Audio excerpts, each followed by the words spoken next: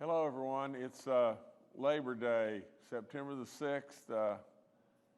Very regretfully, I wanted to come in today from the standpoint of, I just felt like, if we don't come in today, we came in Friday, we don't come in till the next following Wednesday, and it's just too far, too much going on. And to be perfectly honest, I know we're going to continue to have people that are going to die. And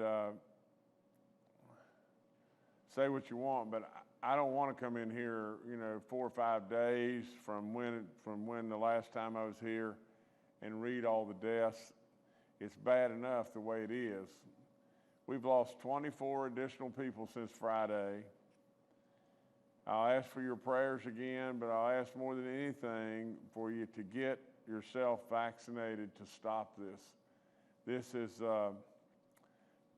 I don't know that we could say it's completely preventable, but it surely could absolutely cut down these numbers in a big way. The 3,125th death in West Virginia is a 54-year-old male from Lewis County. The 3,126th death is a 50-year-old male from Roane County. The 3,127th death is an 80-year-old female from Brooke County. The 3,128th death is a 93-year-old female from Braxton County. The 3,129th death is a 61-year-old male from Mason County. The 3,130th death is a 102-year-old female from Doddridge County. Bless her heart. And thank you for all the wisdom that she gave us. The 3,131st death is a 46-year-old female from Marshall County. And I hate this so badly because this is an awful young lady. What a life she had in front of her, and it's really sad, really sad. The 3,132nd death is a 93-year-old female from Raleigh County. The 3,133rd death, an 86-year-old female from Braxton County. The 3,134th death, a 92-year-old female from Marshall County. The 3,135th death, a 70-year-old female from Marshall County. The 3,136th death is a 63-year-old female from Kanawha County. The 3,137th death is a 71-year-old male from Wayne County. The 3,138th death is a 79-year-old female from Ohio County. The 3,139th death is a 64-year-old female from Kanawha County. The 3,140th death is an 81-year-old male from Lewis County. The 3,141st death, an 80-year-old male from Wyoming County. The 3,142nd death, a 72-year-old male from Harrison County. The 3,143rd death is a 76-year-old female from Hancock County. The 3,144th death is a 47-year-old male from Wyoming County. The 3,145th death is a 72-year-old female from Jefferson County. The 3,146th death is a 71-year-old female from Pendleton County. The 3,147th death is a 60-year-old male from Jefferson County. And the 3,148th death in West Virginia is a 78-year-old male from Raleigh County.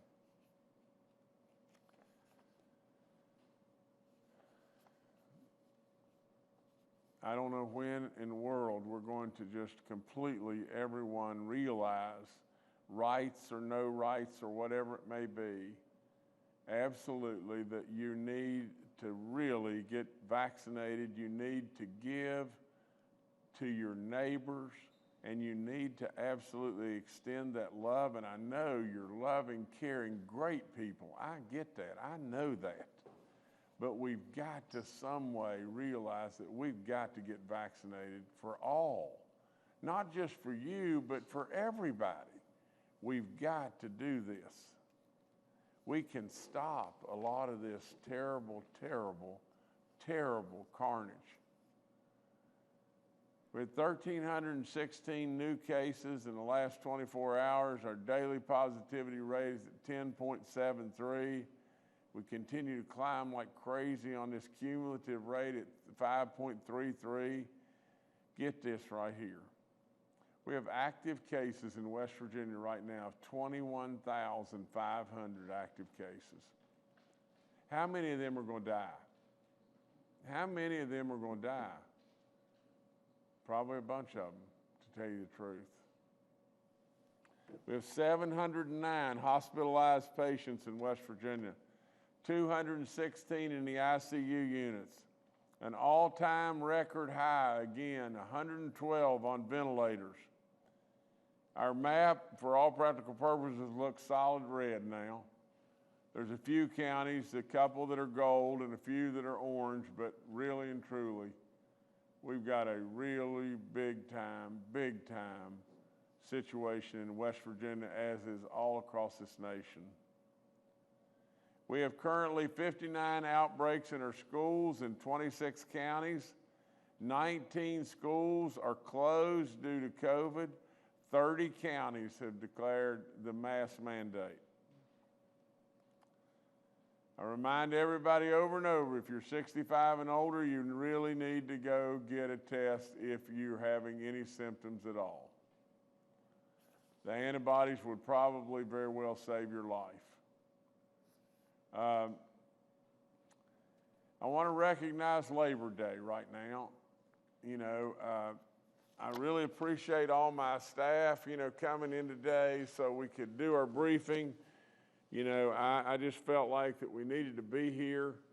But, you know, let's just take time over this wonderful holiday to recognize just what has been in place since in the 19th century. We've recognized our labor. We've recognized the labor that has given us strength and built our nation. With all that being said, should we not now recognize the labor of all those that ran to the fire to protect us through all this terrible pandemic? You know, whether they were first responders or health departments or the hospitals or even the grocery workers that absolutely stayed open, knowing that every day when they climbed out of bed, strapped on their boots, that they were going right into the fire. Absolutely for all of us. So we pray that everybody will recognize and appreciate the significance of labor and what an incredible holiday this is. So God bless you all and thank you in every way. From Kathy, from myself, from all of us. Again, I told you over and over the percentage of those that are in the hospitals that have not been vaccinated is very, very high. I encourage you to wear a face covering if you're in a crowd, especially if you're 65 and older and everything, but it can only do one thing, and that is protect you even better. From the standpoint of mandates, I think our local control on masking has been the best decision. We're letting people on the local level where they know it and they know it the very best make those decisions and make those decisions in a great way. From the standpoint of, you know, and things that I surely don't understand is, you know, many of us have advocated all along that that we want our people, we want the people to make decisions. We want the local levels to make more decisions and everything. That's what it should all be about. Charleston has a proven track record, you know, of not being able to get it exactly right. Now, I'll promise you that from the standpoint of our health officials and everything, you know, that the decisions that we've made for your benefit and everything, I'm very, very proud of.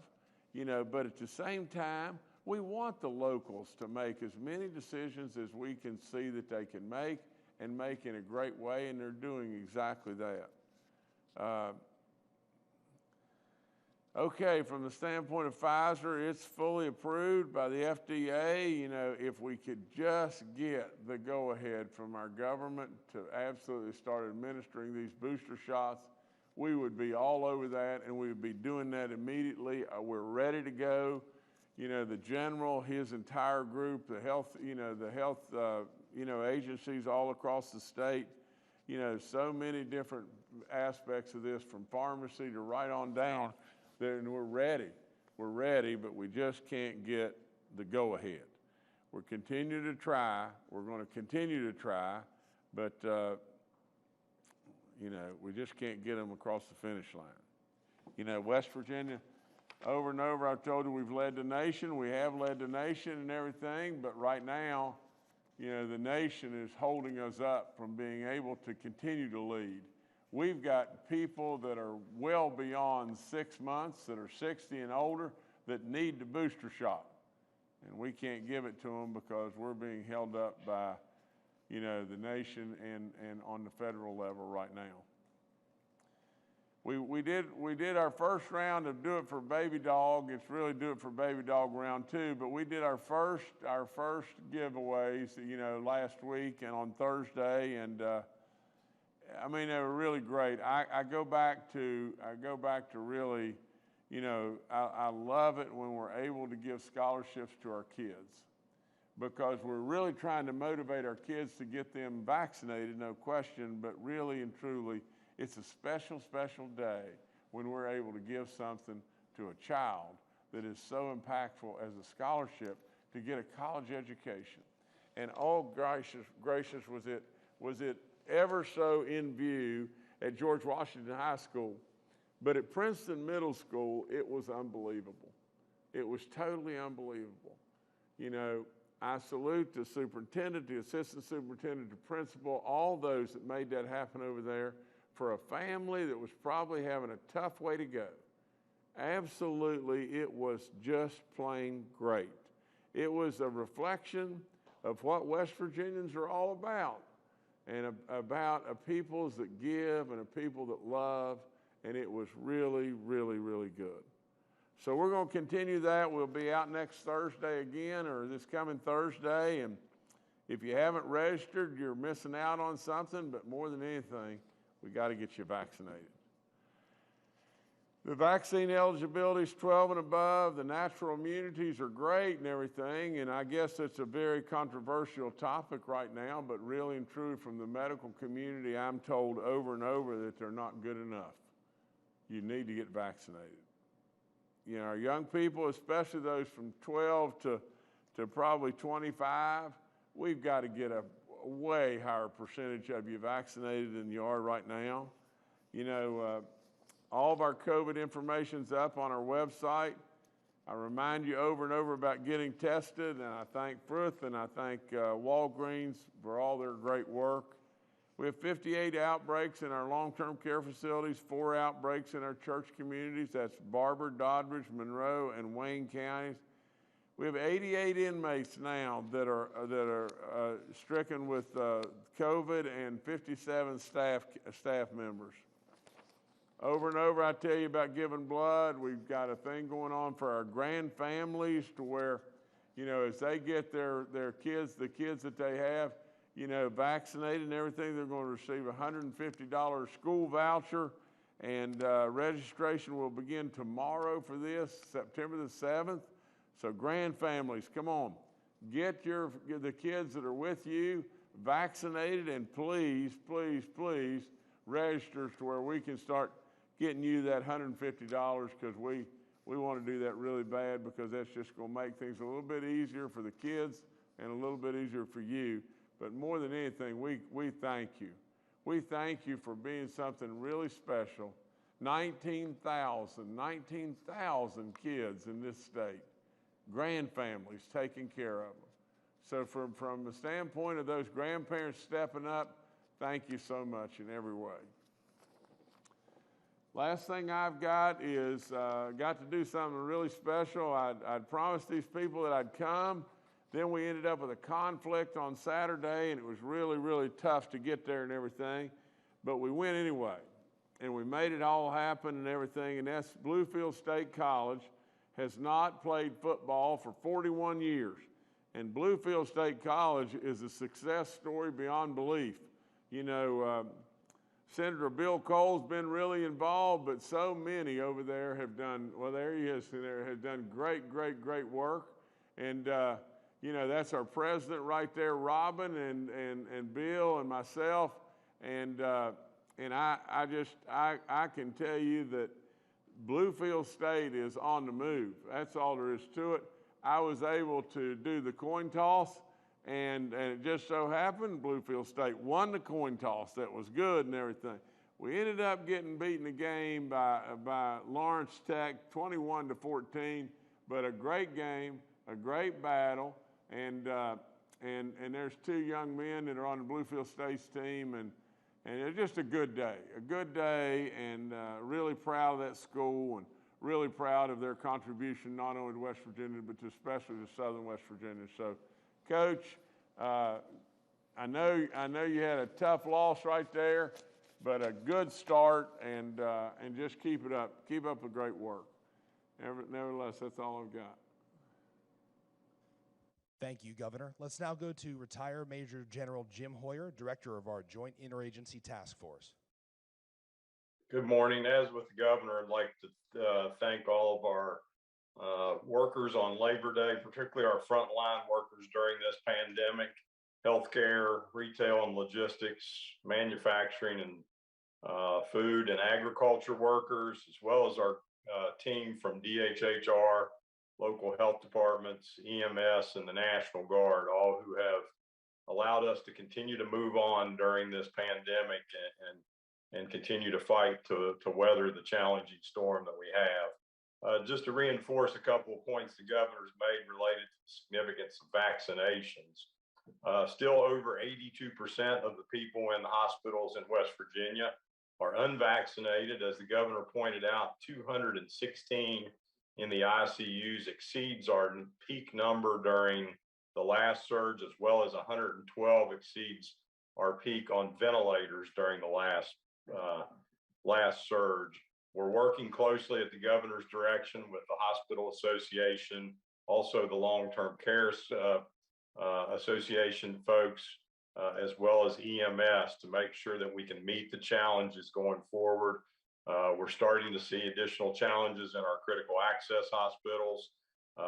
And as the Governor pointed out, 24 additional deaths. My concern for West Virginia is, with flu season coming on in the fall and winter, unvaccinated West Virginians are going to have a challenging fall and winter, and going to cause West Virginia to have a challenging fall and winter. So again, I would ask everyone to please, as the Governor pointed out, take on the responsibility for others in your community. Go out and get vaccinated. Thank you. Thank you, sir. Dr. Ayn Amjad, our State Health Officer, and Secretary Bill Crouch with the DHHR are also joining us today and are available for questions. Dr. Clay Marsh, our coronavirus czar, had a prior engagement and will rejoin us on Wednesday. We'll now go to questions from members of the media. Our first question today is from Mark Curtis with Nexstar Media. Governor, good morning, everyone else, and happy Labor Day. I'd like the Governor and perhaps Dr. Amjad to weigh in on my question. My phone is ringing off the hook. My email, my text is just blowing up with people from Putnam County that are really upset that there is no mask mandate in the schools, and they're having really an incident out there. For example, this morning I got word that George Washington Elementary School is on complete quarantine for the next week because they have so many positive cases. I don't know the exact number, but it's enough to basically shut the school down for a week. I also got a call from a parent, and this circles back to my question last week about the vulnerability of middle schools, because the 12 and 13-year-olds can get vaccinated, the 11-year-olds in middle schools cannot, and so they're perhaps the most vulnerable school population. Here's the scenario this parent painted for me. Has a child in middle school, was fully vaccinated, the child came home not feeling well, got tested for COVID, and tested positive, obviously a breakthrough case. In the same household, and there's no way to directly say whether this child transmitted it to a 3-year-old sibling, a 3-year-old. The mom says maybe the baby got it elsewhere, but now we have a 3-year-old in that same family tested positive for COVID-19. I know you want to leave it up to the local level, Governor, but obviously the school board had the choice in Putnam County to mandate masks K through 12 or maybe just K through middle school, and they chose not to. I mean, at what point are you going to step in when we have just an outbreak like this in one of our counties, and the people there seemingly at the local level can't make what many deem the right decision and have everybody masked up? When will you step in? And Dr. Amjad, what's your advice in a situation like this, especially as I pointed out, middle schools are the most vulnerable because some kids can get vaccinated, others can't. Should they be wearing masks or should it still be optional? Well, Mark, let me take the question first, and we'll defer to Dr. Amjad. But Mark, we have a difficult situation, do we not? I mean, really, when it really boils right down to it, I have tried so hard to leave it to the local level in thinking the local people will make the right decision. You know, you've got a vote, I think a vote of the board there was 5-0. 5-0, you know, no mask. You know, to me, it doesn't make a lot of sense a lot of times. And I try with all in me to be respectful of everyone around.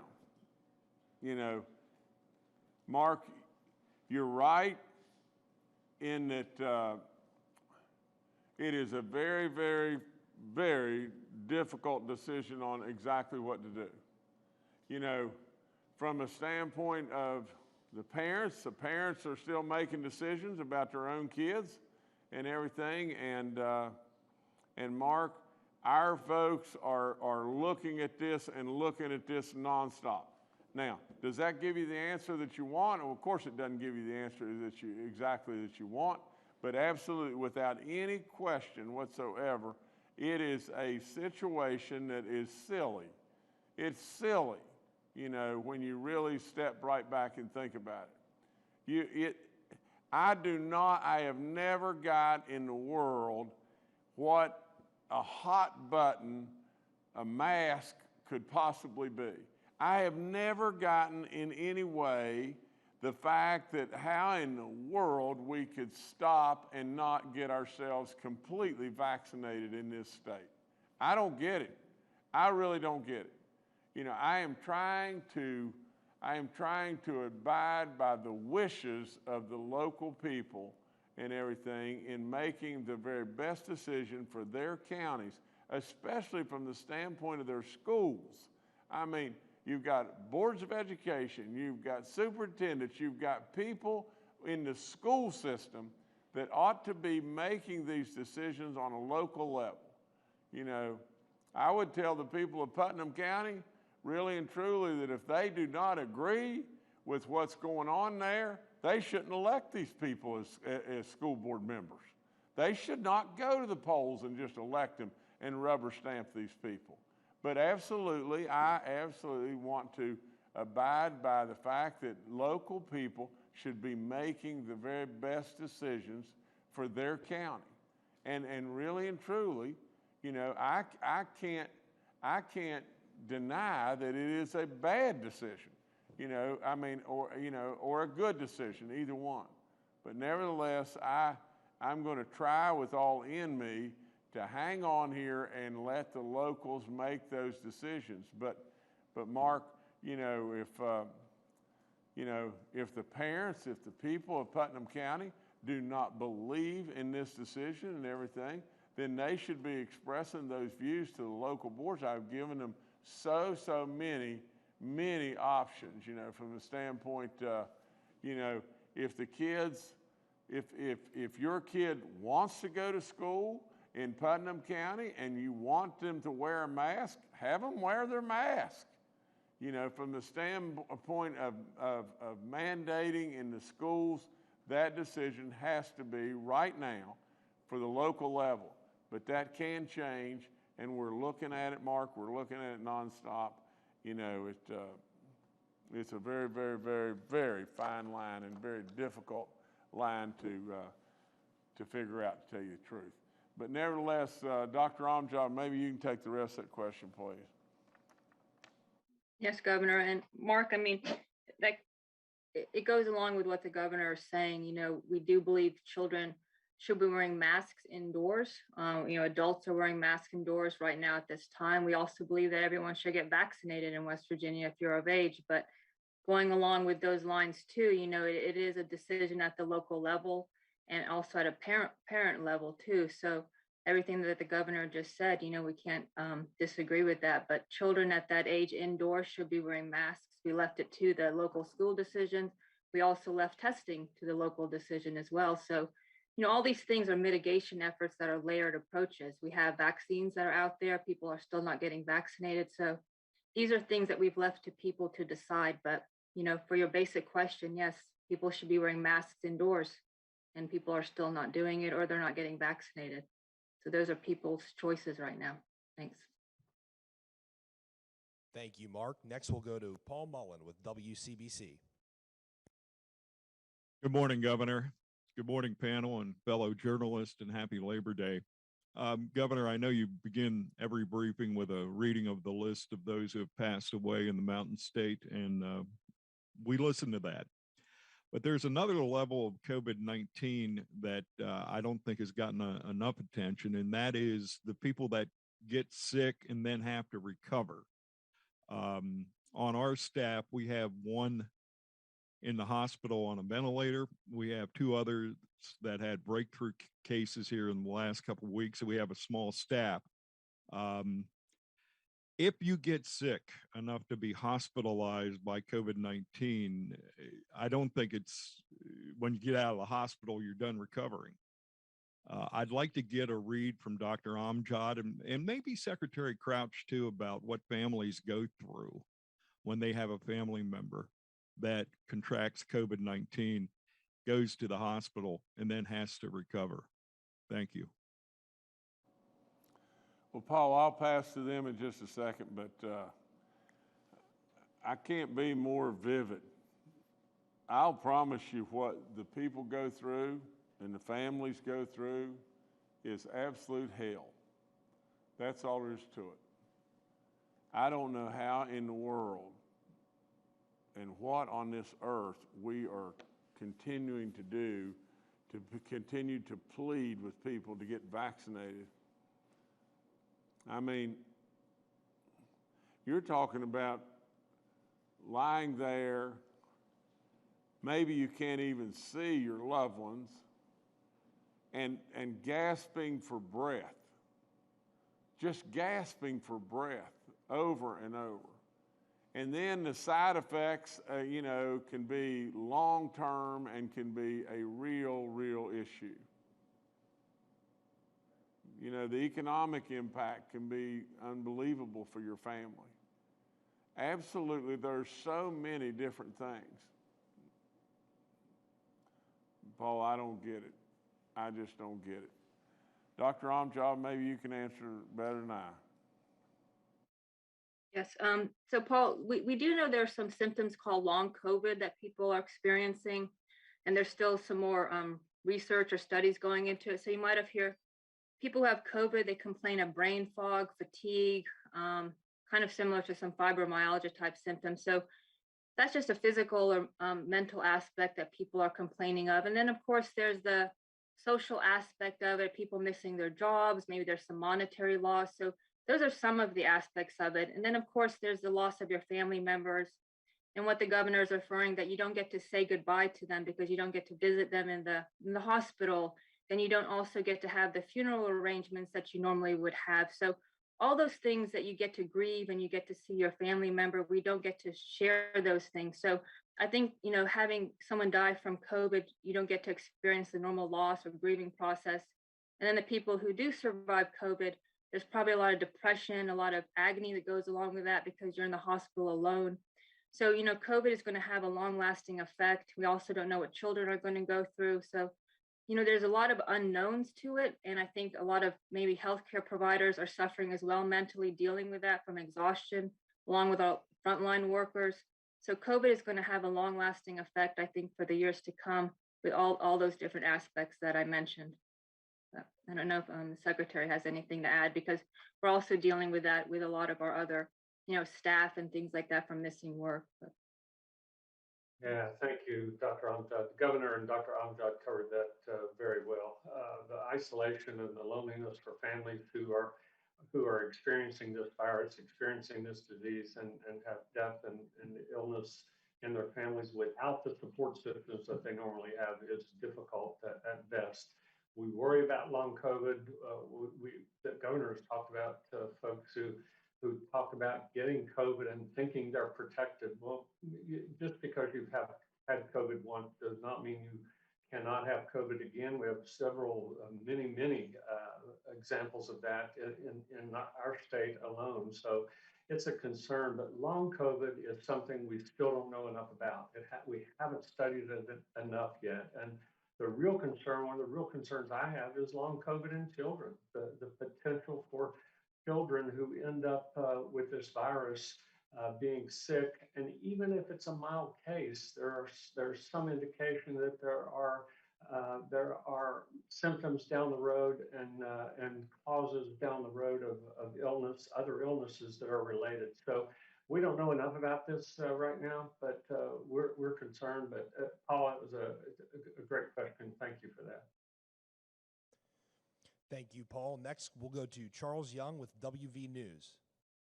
Hi, this is Charles Young with WV News. So I have a couple of questions for General Hoyer. Last week, sir, you mentioned that some of our hospitals and some of the places in our healthcare network had expressed concerns about supply shortages in other states, particularly shortages of oxygen. Are we starting to see those impacts, or could you give us an update on that? And then today you mentioned that we were starting to see additional challenges at some of our critical access hospitals. Could you elaborate on what those challenges are? Thank you. General, please. Yes, sir, Governor. So Charles, yes, as pointed out just a few minutes ago, 216 in ICU. That's our highest number, higher than the last surge. 112 on ventilators. As you may have seen in press accounts this weekend, particularly in the southern part of the state, I know Raleigh General, ARH, Princeton, all had put out press releases, referenced their concerns about approaching capacity. So we continue to see that. We work daily with the Hospital Association and all the facilities.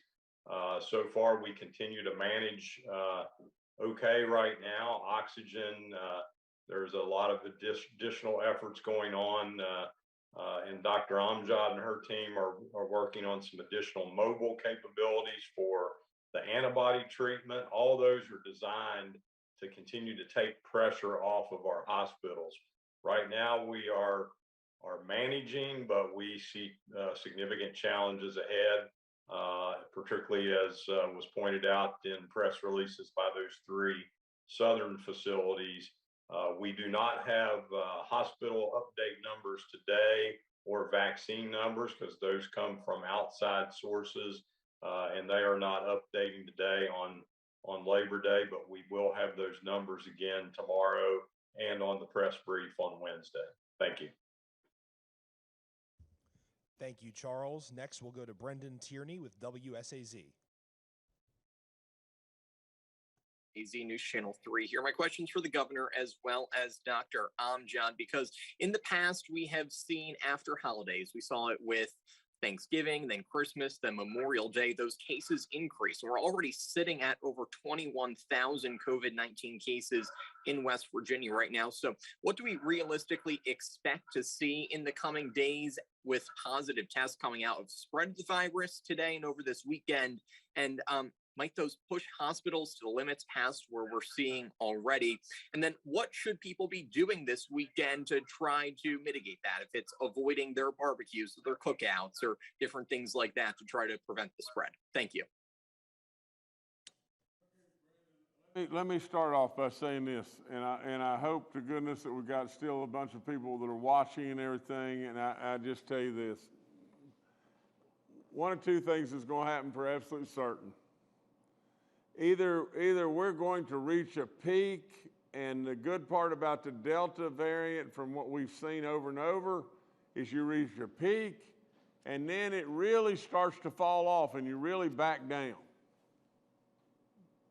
One of two things is going to happen. We're going to reach the peak and it's going to start down relatively soon, or what is more apt to happen is just this. It's going to get colder. And as it gets colder, we're going to be more in confined areas. And it's going to get worse. Right now, we've got 21,000 cases, 21,500 active cases. A bunch of those people are going to die. Without any question whatsoever, we're going to have a whole lot more people die. The colder it gets, the more apt that it's going to be a bigger problem than it is today. Now, what should people be doing?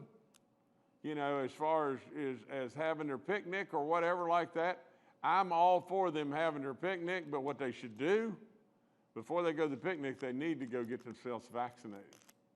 I've said it over and over, Brendan, that there is nothing that they're doing in their life today that's as important as getting themselves vaccinated. And not only for themselves, but for everybody. You know, now, Dr. Amjad and General Hoyer, if you've got something else to add, that's fine. But I'm telling you, Brendan, I personally believe that we've got more bad days in front of us than good right now. We have got to get through this, and the only way we're going to get through this with an outcome that is halfway good is we've got to get more and more and more people vaccinated. We're not getting enough. We're getting a lot, but we're not getting enough. General, if you or Dr. Amjad got anything, go ahead. Governor, I can't add anything to what you just said. You've laid it out plain and simple.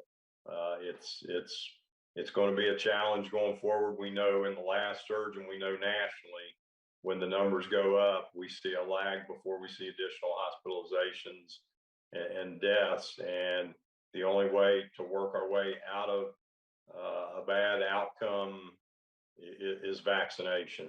Thank you. Thank you, Brendan. Governor, I'll turn it back to you to close out. Well, again, I know it's Labor Day. I want everyone to be able to enjoy Labor Day. I want us to celebrate and appreciate the fact that labor has made this nation strong and has led this nation in many, many ways. But I want you to know just this, that it's Labor Day and your governor is trying with all in him to try to get you to realize that you've got to get yourself vaccinated. We don't have any other tools in the tool chest. There's nothing else we have. Nothing that we've got.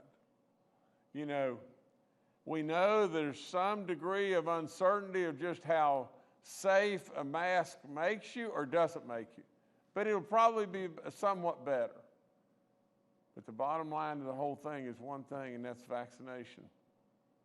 You know, I know without any question, you know, that if we were really to just step back and say, you know, everybody in Putnam County ought to be pushing and helping us get vaccinated.